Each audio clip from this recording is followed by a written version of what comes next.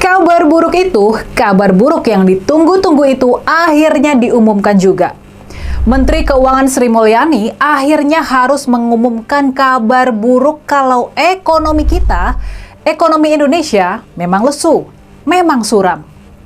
Bayangkan saja, sudah 2 bulan berjalan di tahun 2025, bulan Januari dan Februari, tapi penerimaan pajak baru mencapai 8,6% dari target tahun ini. Penerimaan pajak pemerintah anjlok 30% dibandingkan periode sama di tahun lalu. Secara keseluruhan, total pendapatan negara kita hingga akhir Februari tahun ini adalah 317 triliun. Sebagai perbandingan, realisasi pendapatan per akhir Februari tahun 2024 mencapai 400 triliun. Itu berarti realisasi pendapatan tahun ini turun sekitar 20%. Sudah pasti ini adalah kabar buruk yang memang sudah diperkirakan dan diantisipasi banyak pihak, khususnya para pebisnis. Ekonomi Indonesia memang sedang tidak baik-baik saja. Ekonomi Indonesia suram, ekonomi Indonesia gelap. Ekonomi Indonesia sama sekali nggak cerah seperti yang diklaim oleh Presiden Prabowo dan juga Opung Luhut Panjaitan, Ketua Dewan Ekonomi Nasional. Realitasnya, ekonomi kita mengalami penurunan dan bahkan Menteri Keuangan Sri Mulyani sendiri mengatakan kalau kita akan sulit buat bisa menjaga pertumbuhan ekonomi di level 5% seperti di tahun-tahun sebelumnya. Ini benar-benar kabar buruk buat kita semua. Tapi soal lesunya ekonomi, soal menurunnya daya beli masyarakat, ini sebetulnya sudah kita rasakan sejak beberapa waktu lamanya. Ini bukan fenomena baru di masyarakat. Pengumuman Ibu Sri Mulyani sekedar jadi penegas dari apa yang sudah dirasakan oleh masyarakat. Ekonomi kita memang sedang sulit. Buruk lesunya ekonomi Indonesia datang dari pertengahan bulan puasa, menjelang jutaan keluarga di seluruh Indonesia berkumpul bersama di hari Lebaran. Akankah perayaan Lebaran tahun ini bakal dipenuhi dengan cerita suram sulitnya ekonomi di awal pemerintahan Presiden Prabowo? Akankah kumpul-kumpul keluarga itu juga dipenuhi pergunjingan tentang kasus-kasus korupsi yang belakangan banyak diungkap? Akankah silaturahmi Lebaran kali ini dipenuhi oleh pandangan-pandangan negatif akan masa depan Indonesia? Akankah liburan Lebaran tahun ini jadi momentum penyebaran rasa pesimis dan ketidakpuasan rakyat kepada pemerintah?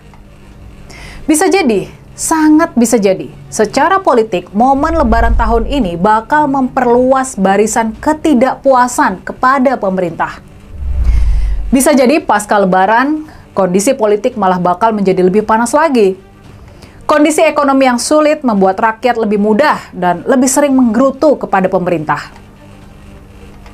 Yang jadi pertanyaan dan perhatian masyarakat sekarang, yang jadi pertanyaan penting kita sekarang, pertanyaannya adalah seberapa mampu pemerintahan Prabowo Gibran mengatasi kelesuan ekonomi sekarang ini? Apakah mereka sanggup menahan kemerosotan ekonomi ini? Ada 2 faktor yang akan menentukan sejauh mana pemerintahan Prabowo Gibran akan mampu mengatasi kondisi ekonomi sekarang ini.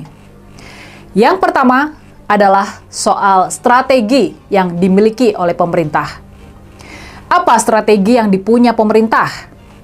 Dengan konsumsi masyarakat yang rendah akibat daya beli yang menurun, dengan anggaran belanja pemerintah yang juga minim akibat lilitan hutang, dengan ekspor yang melemah sementara impor semakin membanjir, maka satu-satunya cara yang dipunya oleh pemerintah buat menyelamatkan ekonomi adalah dengan menarik sebanyak-banyaknya investasi asing. Tanpa ada sokongan kucuran dana dari para investor multinasional, ekonomi kita nggak bakalan tertolong. Masalahnya nih, faktor utama yang bisa benar-benar menarik masuk investasi, khususnya investasi langsung berupa pendirian perusahaan dan pabrik baru yang akan membuka lapangan kerja, faktor utama yang bisa mempengaruhi tersebut adalah kepastian hukum. Faktor utamanya bukan insentif ekonomi, melainkan masalah penegakan hukum. Makanya nih, kalau kita lihat nih ke belakangan ini, pemerintahan Pak Prabowo tampak agresif membawa kasus-kasus korupsi yang mandek ke persidangan. Dilakukan penangkapan masif terhadap para pelaku korupsi, bisa jadi, sangat bisa jadi, ini adalah cara dari Pak Prabowo buat membangun pencitraan di mata para investor multinasional. Kalau pemerintahannya sangat serius dan agresif dalam memberantas korupsi. Harapannya dengan imaji yang terbangun, para investor mancanegara nggak lagi ragu-ragu buat menanamkan modalnya di Indonesia dan membuka lapangan kerja. Cara lain buat mendatangkan dana dari luar negeri adalah dengan melakukan kebijakan tax amnesty atau pengampunan pajak yang ketiga, yang kabarnya bakal dilakukan oleh pemerintah pada pertengahan tahun ini. Bisa jadi dalam pertemuan dengan para konglomerat, Pak Prabowo sudah mengancam mereka supaya membawa pulang uang mereka yang masih ada di luar negeri. Bisa jadi itulah pesan penting Pak Prabowo kepada para konglomerat tersebut. Dan bisa jadi pula kebijakan tax amnesty ini bakal dijadikan juga celah buat masuknya uang-uang haram yang selama ini disimpan di luar negeri di tengah kebutuhan pemerintah yang sedang kepepet. Uang-uang dari judi online dan sebagainya bakal bisa masuk ke Indonesia dan menjadi bersih. Sekarang, soal faktor yang kedua. Faktor yang gak kalah penting dari rencana pemerintah menarik sebanyak-banyaknya investasi adalah soal eksekusi. Soal kemampuan dari orang-orang di pemerintahan Pak Prabowo sendiri. Ini adalah faktor yang sangat penting, yang paling krusial. Sebab tanpa kemampuan eksekusi, sebaik apapun rencana yang dibuat, semua itu nggak ada artinya. Pengalaman pendirian Danantara bisa jadi pelajaran penting buat Pak Prabowo. Turunnya harga saham dan kurs rupiah mengindikasikan investor internasional meragukan kapabilitas dan integritas dari orang-orang yang dipilih oleh Pak Prabowo buat menjalankan Danantara. Nah, soal menarik investasi asing, soal pelaksanaan tax amnesty, dan juga soal pemberantasan korupsi, semua itu memerlukan saham mulai turun, rupiah makin anjlok, dan harga dolar semakin meningkat, gitu ya. Itulah tadi yang saya lihat, bahwa ketika dalam kondisi saat ini, benarkah pemerintah panik? Ya, saya nggak tahu lah panik atau enggaknya gitu ya, tapi memang ya bisa juga panik gitu. Tapi memang apakah nanti di tahun ini memang kita mengawali lebaran kita ya, apa namanya, puasa kita ya seperti ini, mendengarkan kabar-kabar yang ada di Indonesia ini sangat mengerikan sekali, sangat mengerikan. Kenapa saya katakan mengerikan? Teman-teman bayangin, mengawali puasa kemarin, kita mendengarkan kabar korupsi Pertamina hampir 1.000 triliun rupiah. Gitu ya. Lalu kemudian ada yang baru-baru ini saya melihat ini miris banget sih. Miris banget sih, teman-teman. Kita mendengarkan bahwa orang yang guru-guru yang mendaftar CPNS P3K dan sebagainya itu katanya ditunda pengangkatannya sampai tahun 2026. Padahal posisinya sudah lolos. Ditunda pengangkatannya. Ini pemerintah kekurangan dana atau bagaimana? Nah, ini kan terus terang aja, kalau perihal anggaran terus terang aja. Ini kan sama aja membuat rakyat itu semakin menjerit, semakin menangis dan sedih. Udah lolos, udah senang banget nih, lolos, oke lolos, alhamdulillah, puji Tuhan dan sebagainya. Pengangkatannya ditunda sampai 2026. Kita nggak tahu 2026 bulan berapa ini, bulan Januari awal atau Desember akhir. Nah, kita nggak tahu juga. Padahal sudah lolos, tapi pengangkatannya ditunda. Sedih rasanya mendengarkan kabar-kabar seperti ini, teman-teman ya. Ada kemarin mengoplos Pertalite ke Pertamax. ada kemarin juga saya dengarkan di wilayah mana itu ya, yang minyak goreng itu ya, minyak kita itu. Minyak kita tahu apa tuh kemarin? Minyak, ya pokoknya minyak goreng, tapi mereknya saya lupa ya, sorry teman-teman ya. Minyak kita atau apa? Saya lupa banget, serius. Tolong dikoreksi kalau salah ya. Ini tidak bermaksud untuk menjelekkan atau apapun itu. Ya. Tapi ada juga ya. Saya dengarkan berita-berita itu di TikTok. Saya nggak tahu hoax atau enggak gitu ya. Tapi itulah kelakuan yang ada di negeri ini ya, oknum-oknum yang memang rakus betul. Ya ampun gitu ya. Baru juga kita melihat ya Sritex ya, PHK massal terjadi di mana-mana. Ini negeri ini memang betul kacau, sekacau ini gitu ya.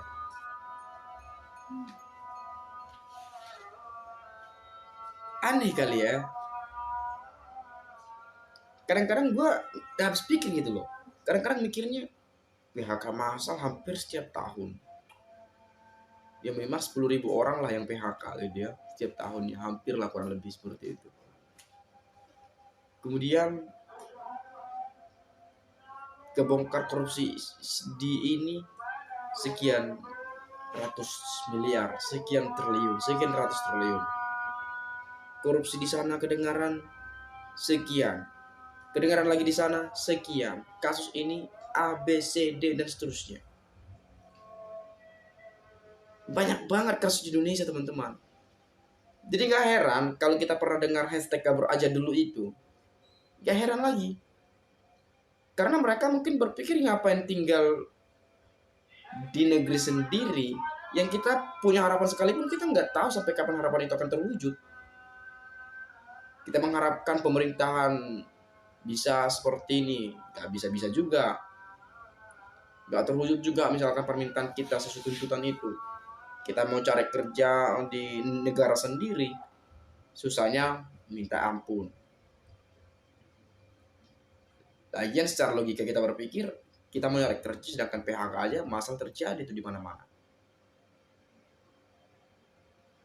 Pejabatnya, oknum-oknum yang korupsi itu makin kaya raya. Ya mungkin ada anaknya ditempatkan di sana, anak ditempatkan di sini.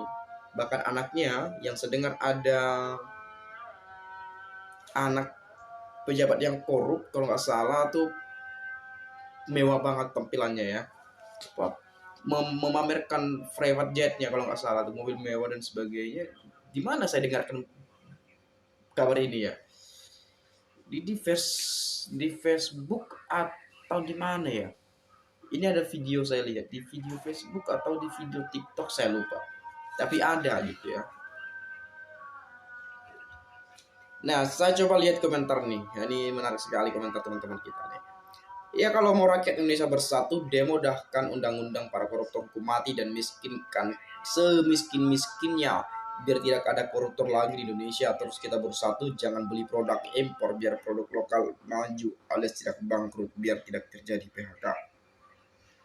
Selagi belum diterapkan hukuman mati di negeri ini bagi koruptor, Indonesia nggak akan bakalan jadi negara ekonominya baik, tapi akan jadi negara gagal dan kacau balau. Nah ini saya lebih setuju yang ini ya. Stop ya.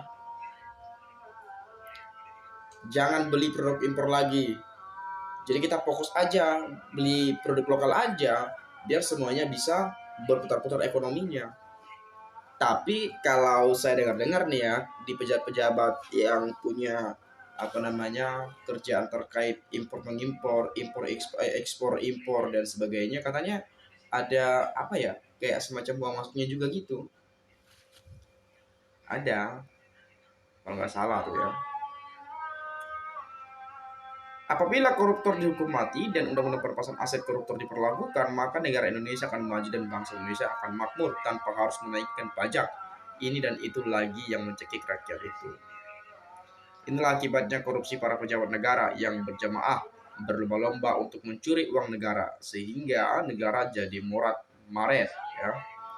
Dinas pajak dan dirjen pajak harus diperiksa di semua daerah dan pusat.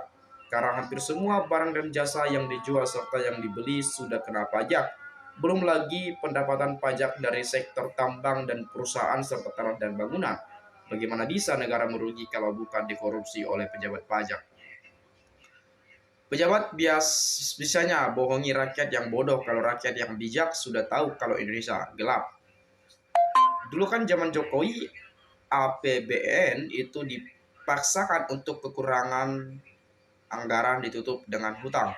Terus selama 10 tahun APBN diperbanyak untuk di luar gaji karena tidak melihat pendapatan negara. Pemerintah boleh naikkan gaji pegawai tetapi harus melihat pendapatan dulu.